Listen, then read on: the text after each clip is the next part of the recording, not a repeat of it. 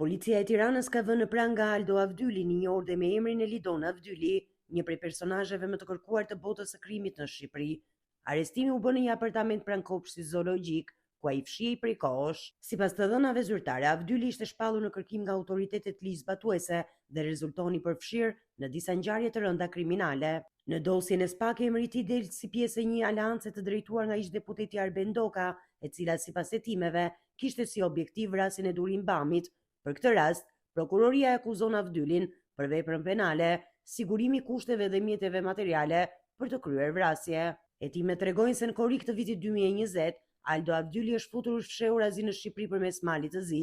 Ai ka kaluar kufiri me ndihmën e Mirit të Brulit dhe personave të tjerë, duke hyrë me varg në zonën e Pulajt në Shkodër. Sipas sistemit TIMS, hyrja e fundit e regjistruar për të është më 25 shkurt 2016, një lëvizje që dyshohet të ketë qenë alibi e qëllimshme për të fshehur aktivitetin e tij të vërtet. Por hetimet e fundit të SPAK kanë zbuluar dhe një plan të ri kriminal, ku Avdyli rezulton i përfshirë.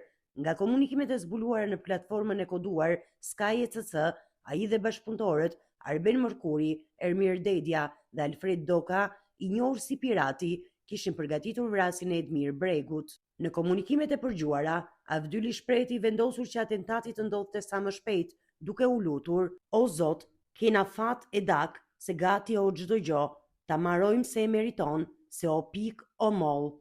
Sipas dosjes, çdo antar i grupit kishte rol të përcaktuar, ndërsa një prej tyre, i njohur si Çuni Bariut, kishte detyrën të vëzhgonte lëvizjet e shënjestrës.